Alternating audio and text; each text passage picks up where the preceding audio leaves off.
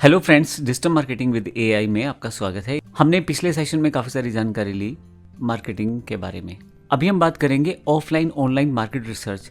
जब हमें कोई प्रोडक्ट या सर्विस को लॉन्च करना है तो हमें ये पहले तय करना पड़ता है कि हमारा कस्टमर है कौन सा, उसकी रिक्वायरमेंट्स क्या है, उसको क्या चाहिए, हम क्या दे सकते हैं, क्या फिजिबिलिटी है, क्या ऐसी चीज़ें हो सकती हैं जो हम ऑफ़र कर सकते हैं और क्या नहीं हम कर सकते। अपने कंपटीशंस को वर्कआउट करना, अपनी स्ट्रेटजीज़ को वर्कआउट करना, सब ऑफलाइन ऑनलाइन मार्केट रिसर्च का पार्ट है। हालांकि ये जो सेशन है ये ऑफलाइन मार्केट रिसर्च के बारे में नहीं है, केवल इसकी जानकारी मात्र है। मेन हमारा जो एम है वो डिजिटल मार्केटिंग के बारे में जानकारी लेना है, उसका एक पार्ट ऑनलाइन मार्केट रिसर्च है, इसलिए मैं उसकी जानकारी आपको देने वाला हूँ। सबसे पहले अगर बात करें तो ऑफलाइन मार्केट रिसर्च, देखिए आपको समझना पड़ेगा कस्टमर क्या चाहता है, कस्टमर की रिक्वायरमेंट्स हैं क्या हम उसकी कोई प्रॉब्लम सोल्यूशन दे पा रहे हैं उसको, या उसकी ज़रूरत है उसे पूरा कर पा रहे हैं। अगर प्रोडक्ट है तो ज़रूरत पूरा कर देंगे मोटे तौर पे, और अगर आपकी सर्विस है तो फिर आप उसकी रिक्वायरमेंट्स किस तरह से पूरी कर पा रहे हैं। जानने के लिए सबसे पहला और बेसिक तरीका है आप सर्विस को कंडक्ट करें। आप लोगों को मिलें, लोगों को अपने स्टोर्स में बुलाएं, या आप चले जाएं पर्सनल विजिट करें। आप उनको एक छोटा सा क्वेश्चनर बना के दें जिसमें जानकारियाँ दी गई हों नॉर्मल तौर पर, ताकि आप उस इन्फॉर्मेशन को एनालाइज कर सकें। इसमें पहले से बना बनाया एक क्वेश्चनर सेट होता है जिसमें आप अपने आसानी से काम कर सकते हैं। अब आप बोलेंगे क्वेश्चनर कैसे बनाया जाए, कोई बात नहीं, आने वाले सेशंस में हम चैट जीपीटी को या बहुत सारे एआई टूल्स को सीखने वाले हैं, वहाँ से हम देखेंगे किस प्रकार से बनाया जा सकता है। लेकिन मोटे मोटे तौर पे एक छोटा सा 5-10 क्वेश्चन आप पूछ सकते हैं अपने प्रोडक्ट के बारे में भी। अगर मान लीजिए आपको कोर्स करना है कोई ऑनलाइन, तो सबसे पहला क्वेश्चन हो सकता है कि आप ऑनलाइन कोर्स करना चाहते हैं या ऑफलाइन। व्यक्ति कहता है मुझे ऑनलाइन करना है, फिर आप ये पूछ सकते हैं कि भाई ऑनलाइन कौन से कोर्स में आप इंटरेस्टेड हैं। अब मान लीजिए वो कह देता है एमएस ऑफिस, कोई व्यक्ति बोल देगा मुझे टैली करना है, कोई बोल देगा मुझे ग्राफिक डिजाइनिंग करना है। अब आप पे डेटा आना शुरू हो रहा है। अब व्यक्तियों के हिसाब से आपको तय करना है कि अगर आपने 100 लोगों को फॉर्म बांटे तो कितने लोगों को कौन सी चीज़ ज़्यादा पसंद आ रही है, तो आप उसके अकॉर्डिंग अपना प्रोडक्ट तय कर सकते हैं। दूसरा जो इंपॉर्टेंट पार्ट है वो है कंपटीटर एनालिसिस। देखिए, जब आप किसी चीज़ को समझना चाहते हैं तो ज़रूरी नहीं कि आपको शुरू से सब काम करना है। आप सीखें, मार्केट से देखें कि क्या हो रहा है। तो जब आपके पास कोई कंपटीटर पहले से ही अवेलेबल है तो आप उसकी चीज़ें चेक करें कि वो किस तरह से बेच कर रहा है, किस तरह से वो मार्केट कर रहा है, किस तरह से अपनी प्रोडक्ट की इन्फॉर्मेशन दे रहा है। तो जब मैं अपने किसी प्रोडक्ट को लॉन्च करने की बात करता हूँ तो मैं काफ़ी सारे कोर्सेज़ की जानकारी लेता हूँ, क्योंकि मैं एक ऑथर हूँ। मान लीजिए मुझे कोई डिजिटल मार्केटिंग का कोर्स बनाना है तो मैं काफ़ी सारे कोर्सेज़ की जानकारी लूँगा, देखूंगा उनमें क्या पढ़ाया जा रहा है, उसमें क्या पढ़ाया जा रहा है, फिर मैं उनसे बेहतर करने की कोशिश करूँगा। एक आपको कहीं ना कहीं मोटिवेशन या इंस्पिरेशन बनी रहती है। फिर आपको हर चीज़ ज़ीरो से नहीं करनी है, क्योंकि काफ़ी लोगों ने पहले से रिसर्च करके रखा हुआ है। तो कंपटीटर एनालिसिस में ये फ़ायदा हो जाता है।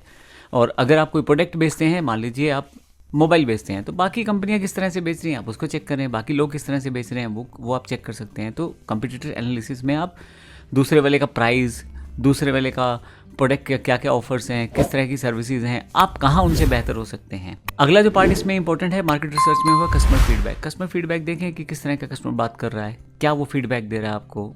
जब आप कोई प्रोडक्ट दे देते हैं तो उसके बाद क्या फीडबैक है, या प्रोडक्ट देने से पहले क्या फीडबैक है, उसके एस्पिरेशंस क्या है प्रोडक्ट को लेके, वो सब चीज़ें चेक कर सकते हैं। अब लोकल इवेंट्स को अटेंड कर सकते हैं, काफ़ी सारे ट्रेड फेयर्स चलते हैं, काफ़ी सारे ट्रेड शोज़ होते हैं, वहाँ कुछ नेटवर्किंग इवेंट्स होते हैं। आप जाएँ, बात करें, लोगों से मिलें, तो आपको काफ़ी सारी जानकारी वहाँ मिल जाती है। फोकस ग्रुप्स, आप अपना एक ग्रुप बना सकते हैं। अब देखिए, क्योंकि ऑफलाइन मार्केट रिसर्च की बात हो रही है तो ऑफलाइन ग्रुप में जैसे आपने 50 लोगों को इकट्ठा कर लिया या 10 लोगों को इकट्ठा कर लिया, उनसे बात की, उनसे एक तरह से फीडबैक लिया, ये सब चीज़ें आप कर सकते हैं। प्रिंट मीडिया का सहारा ले सकते हैं, क्योंकि ऑफलाइन मार्केट है तो आप अपने एक लोकल एरिया को टारगेट करने वाले हैं, तो आप न्यूज़पेपर में ऐड दे दें, मैगजीन्स में ऐड दे दें, जर्नल्स में ऐड दे दें, तो ये चीज़ें आपके पास रहती हैं। लेकिन अगर मैं ऑनलाइन मार्केट रिसर्च की बात करूं, जो कि हमारा मेन पॉइंट है डिजिटल मार्केटिंग को लेके, तो इसमें सबसे पहले आपको ये तय करना है कि सामने वाला आपका प्रोडक्ट लेना भी चाहता है कि नहीं लेना चाहता। आपको अपनी ऑडियंस डिफाइन करनी है। इसके लिए हमें डेमोग्राफिक्स, जो मैंने पिछले सेशन में बताया था, उसकी जानकारी आपको होनी चाहिए। आपको पता होना चाहिए उस कस्टमर की एज क्या है, उसकी एजुकेशन क्या है, उसका जेंडर कौन सा है, ताकि आप उसके अकॉर्डिंग अपने प्रोडक्ट को पिच कर सकें। जैसे एग्जाम्पल के लिए, अगर मुझे किसी ब्यूटी प्रोडक्ट को लॉन्च करना है तो नॉर्मल सी बात है, मुझे फीमेल कैंडिडेट्स को टारगेट करना है। मेल वो कैंडिडेट्स होते थे जो इस बिजनेस का पार्ट हों, लेकिन वो यूज़ नहीं करते। तो मोटा मोटा जो मेरा क्लाइंट है वो फीमेल हैं। तो ऐसे प्रोसेस में मुझे पता रहना चाहिए कि डेमोग्राफिक्स के अकॉर्डिंग मुझे फीमेल सेगमेंट को टारगेट करना है, और साथ में उनका एज ग्रुप क्या होगा।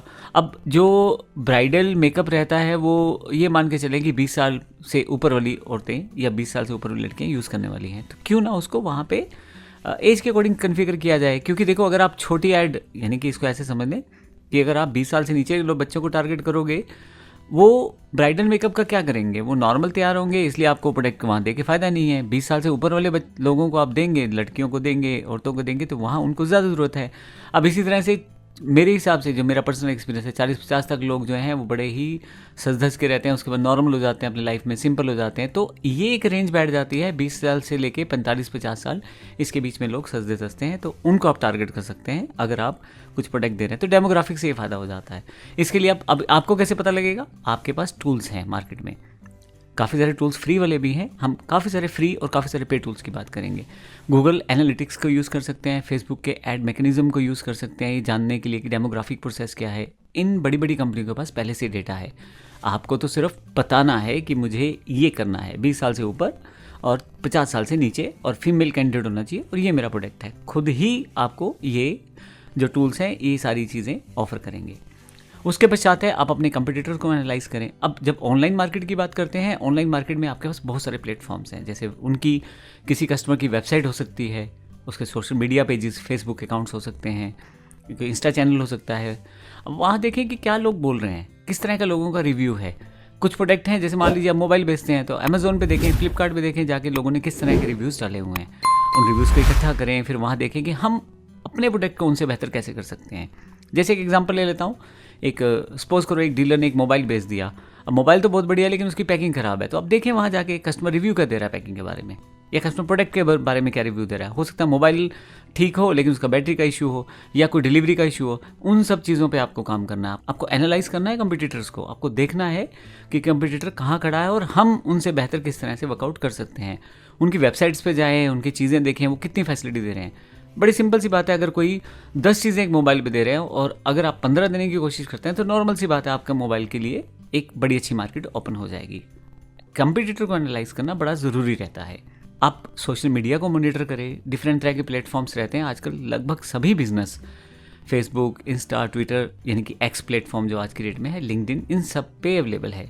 तो आप इसका यहाँ इन प्लेटफॉर्म्स का यूज़ करके इन्फॉर्मेशन गैदर कर सकते हैं कि सामने वाले का प्रोडक्ट क्या है, किस तरह से वो यूज़ किया जा रहा है, किस तरह से बेचा जा रहा है, ये सब जानकारी आपको वहाँ से मिल जाएगी। एक सबसे अच्छी बात है कि ऑनलाइन सर्वे और पोल को बड़ी आसानी से कंडक्ट कर सकते हैं। आपके पास टूल्स इतने हैं आज की डेट में, गूगल फॉर्म्स हैं, कुछ प्रिंट नहीं निकालना, किसी को देना नहीं, किसी के पास जाना नहीं, आपको करना क्या है, सिर्फ गूगल फॉर्म को बनाना है और व्हाट्सएप पे सेंड कर देना है, मेल पे सेंड कर देना है, सोशल मीडिया पे डाल देना है या लिंक कर देना है अपनी वेबसाइट से। लोग आएंगे, भरेंगे, जितना बेहतर आपके पास डेटा रहेगा उतने तरीके से आप उसको इन्फॉर्मेशन अच्छी आएगी और उस तरीके से आप अपने प्रोडक्ट को आगे ले जा पाएंगे। कीवर्ड रिसर्च, देखिए जब आप गूगल पे सर्च करते हैं ना, बेस्ट शैम्पू या बेस्ट कोर्स या वर्ड कोर्स या एक्सेल कोर्स, तब बेसिकली वो आप कीवर्ड डाल रहे होते हैं गूगल के पास।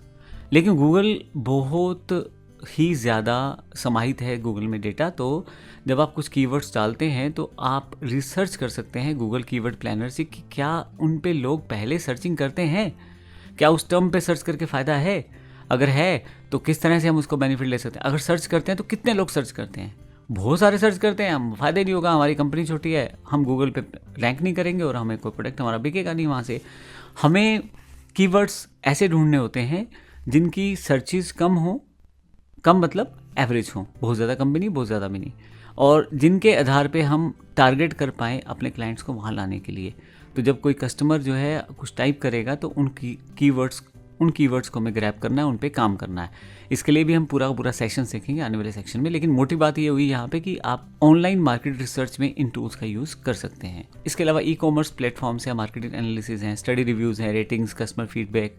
अमेजोन, फ्लिपकार्ट पे आप किसी भी चीज़ को, प्रोडक्ट को डालो, शैम्पू को डाल दो, आप 10 तरह की जानकारी आपको कस्टमर फीडबैक दे देगा वहाँ पे। आप कोर्स की जानकारी लेना चाहते हो वो मिल जाएगी। तो इस तरह आपके पास पहले से ही बने बनाए चीज़ें हैं, तो आपको बहुत ज़्यादा नहीं सोचना है। और फिर हम लोग चैट जीपीटी और आज के एआई टूल्स को यूज़ करने वाले हैं। जब ऐसी चीज़ों को यूज़ करेंगे तो नॉर्मल सी बात है, वहाँ पे आपके पास एआई टूल्स आपको बहुत सारी जानकारी देते हैं, आपको बहुत सारी चीज़ें समराइज़ करके देते हैं। हम सीखेंगे तो उसके बाद जानकारी हम लेंगे, लेकिन मुख्यतः ऑनलाइन मार्केट रिसर्च करना ज़रूरी है अगर आप अपने प्रोडक्ट को सक्सेस करना चाहते हो।